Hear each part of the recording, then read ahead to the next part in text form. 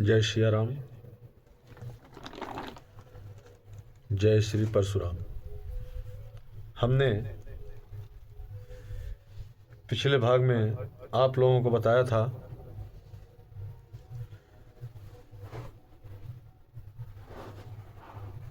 कि प्रेम मगन मन जान रिपु कर विवेक धर धीर, बोले मुनि पद नाय सिर गदगद गिरा गंभीर।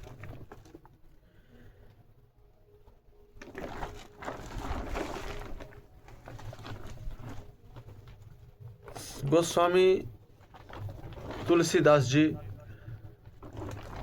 श्री रामचरितमानस को एक सरल भाषा में प्रस्तुत किए, जिससे सभी मानव जाति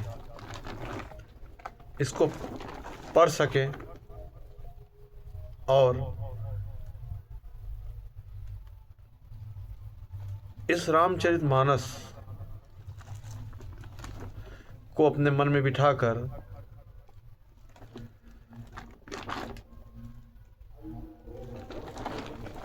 चले, जिससे इसमें एक मर्यादा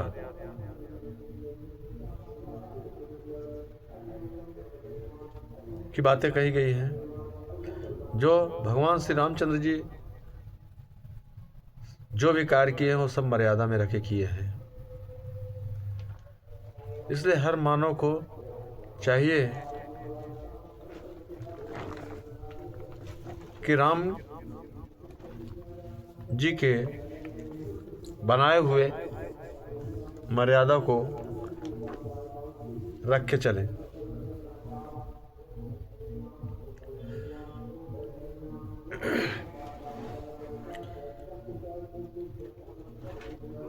पिछली बार हमने आप लोगों को बताया, प्रेम मगन मन जान रिपु कर विवेक धर धीर, बोले मुनि पद नाय से गदगद गिरा गंभीर। मन को प्रेम में मग्न जान राजा जनक ने विवेक का आश्रय लेकर धीरज धारण किया और मुनि के चरणों में सिर नवाकर गदगद प्रेम भरी गंभीर वाणी से कहा। क्या कहते हैं? कहूँ नाथ सुंदर दो बालक, मुनि कुल तिलक की नृप कुल पालक। ब्रह्म जो निगम नेति कही गावा, उभय बेश धरी की सोई आवा। हे नाथ, कहिए ये दोनों सुंदर बालक मुनि कुल के भूषण हैं या किसी राजवंश के पालक, अथवा जिसका वेदों ने नेति कहकर गान किया? कहीं वह ब्रह्म तो युगल रूप धार कर नहीं आया है?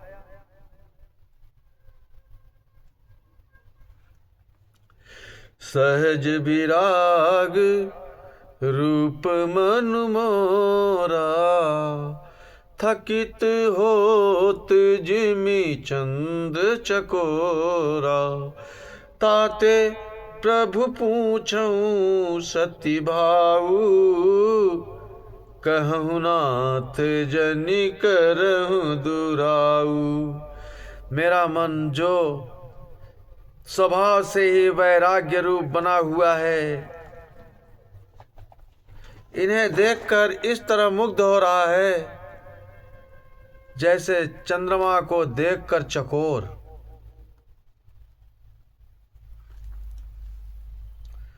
हे प्रभु,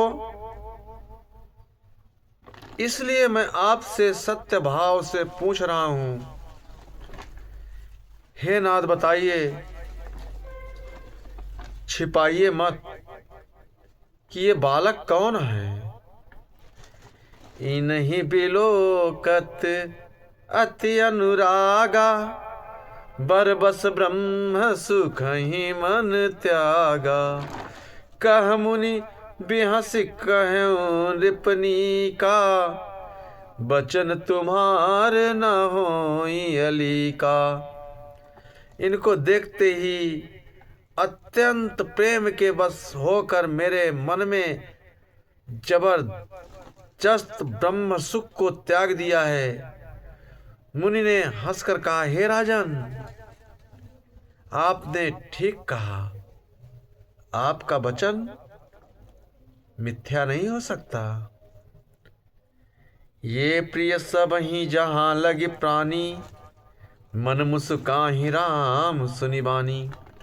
रघुकुल मनि दशरथ के जाए, मम हित लागी नरेश पठाए। जगत में जहां तक प्राणी है ये सभी को प्रिय हैं। मुनि की वाणी सुनकर श्री राम जी मन ही मन मुस्कुराते हैं और हंसकर मानो संकेत करते हैं कि रहस्य खोलिए नहीं गुरुदेव, रहस्य को रहस्य ही रहने दीजिए। तब मुनि ने कहा, ये रघुकुल के महाराजा दशरथ के पुत्र हैं। मेरे हित के लिए राजा ने इन्हें मेरे साथ भेजा है। राम लखन दो बंधुर, रूपशील बलधाम। मख राख्यों सब साखी जगु, जीते असुर संग्राम। हे राम,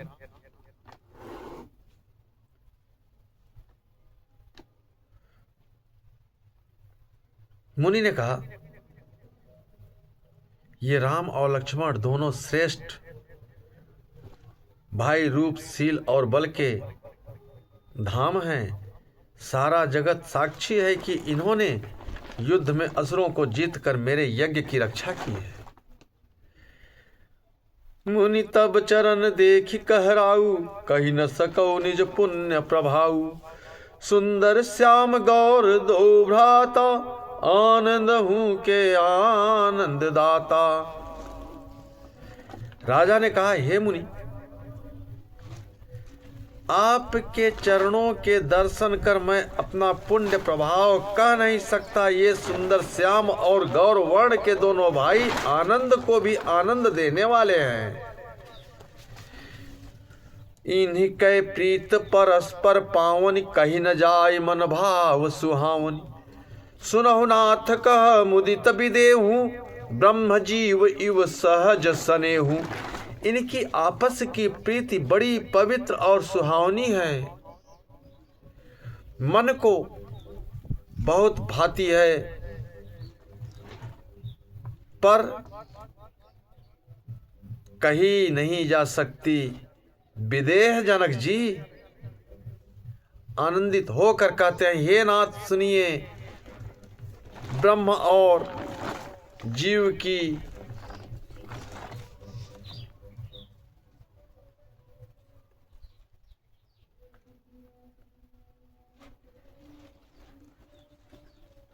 हर तरह से स्वाभाविक प्रेम है।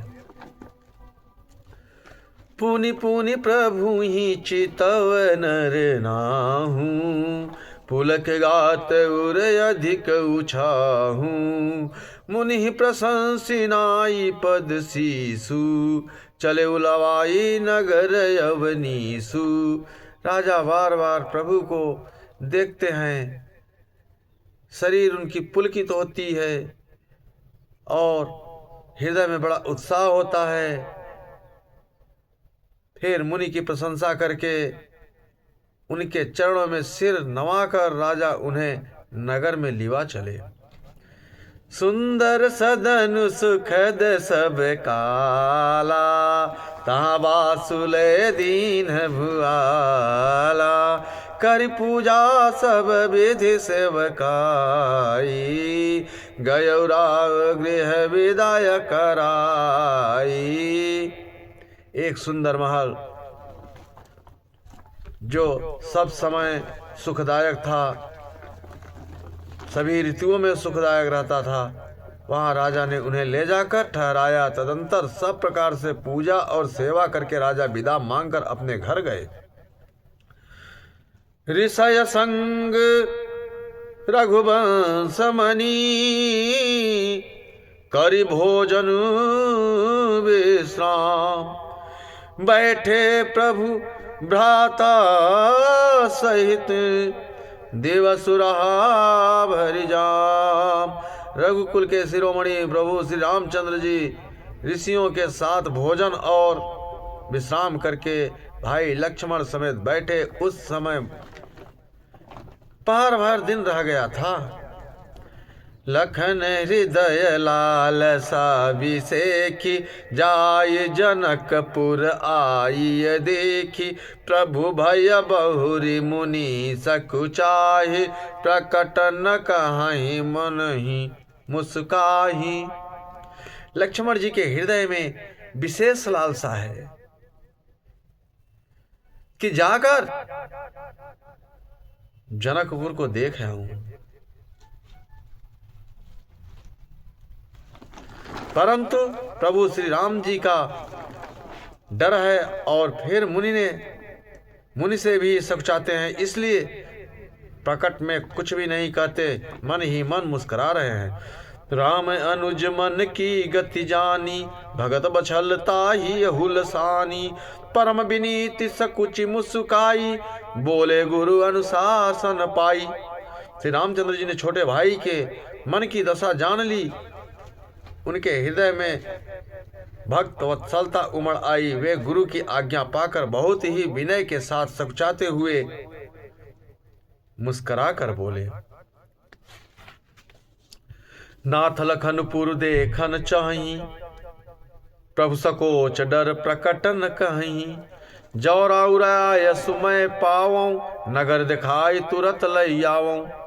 हे नाथ, लक्ष्मण नगर देखना चाहते हैं, किंतु प्रभु आपके डर और संकोच के कारण स्पष्ट नहीं कहते।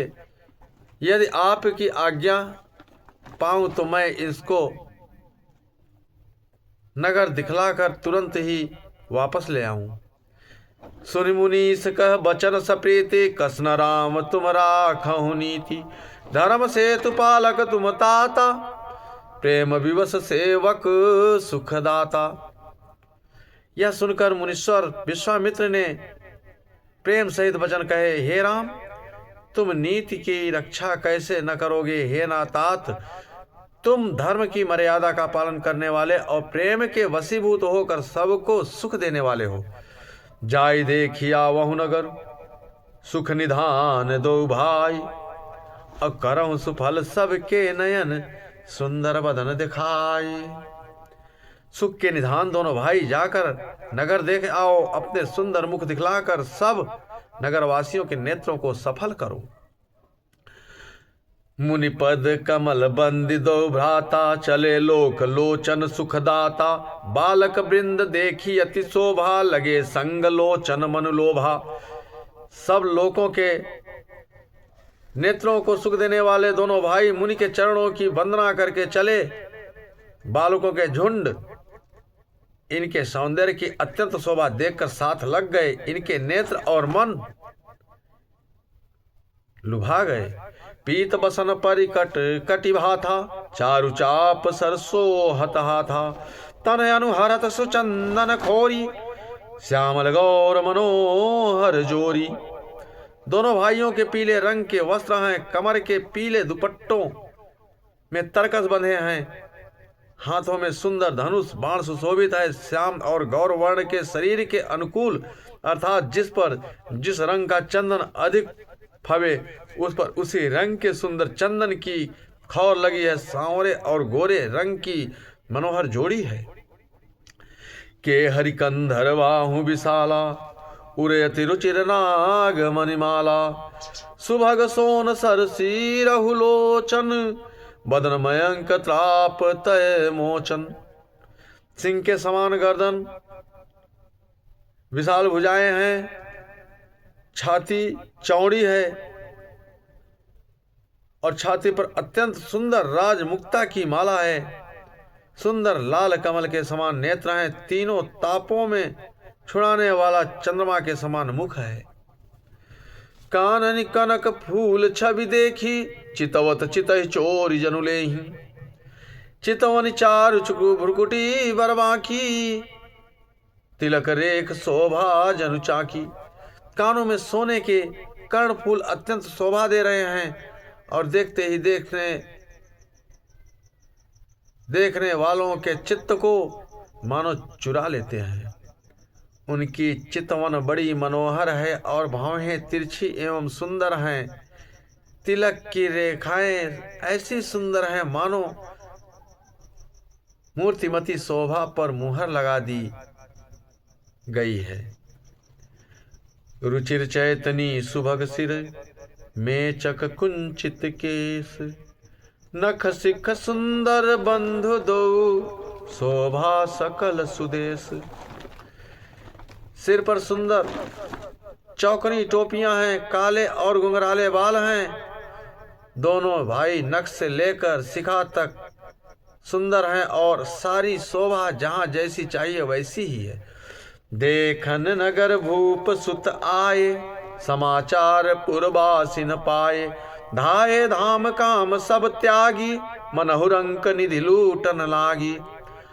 जब पुरवासियों ने यह समाचार पाया कि दोनों राजकुमार नगर देखने के लिए आए हैं, तब वे सब घर बार और सब काम काज छोड़कर ऐसे दौड़े मानो दरिद्री खजाना लूटने दौड़े हों। निरख सहज सुंदर दो भाई, हो ही सुखी लोचन फल पाई।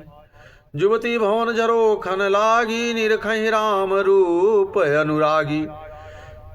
स्वभाव ही से सुंदर दोनों भाइयों को देखकर वे लोग नेत्रों का फल पाकर सुखी हो रहे हैं। युवती स्त्रियां घर के झरोखों से लगी हुई हैं, प्रेम से श्री रामचंद्र जी के रूप को देख रही हैं।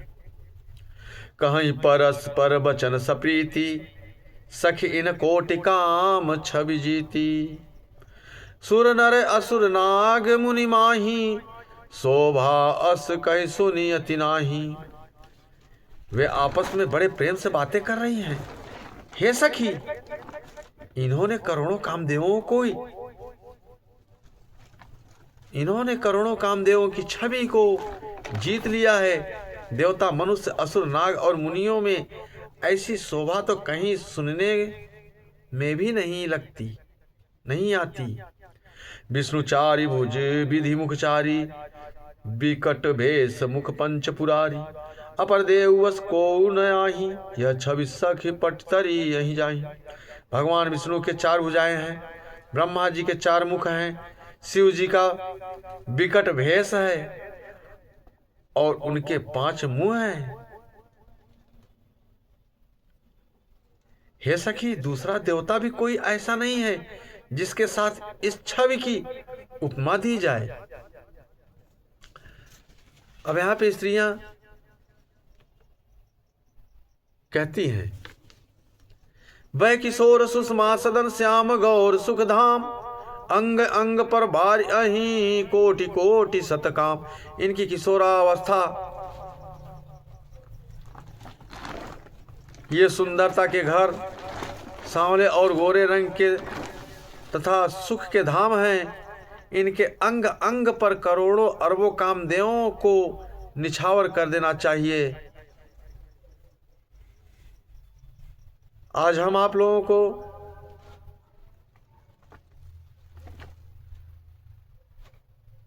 यहीं तक ये गाथा सुनाएंगे और अब विश्राम देंगे। बाकी अगले भाग में जय श्री राम, जय श्री परशुराम, हर हर महादेव। ईश्वर सबका कल्याण करे। जय जय श्री राम, जय श्री राधे।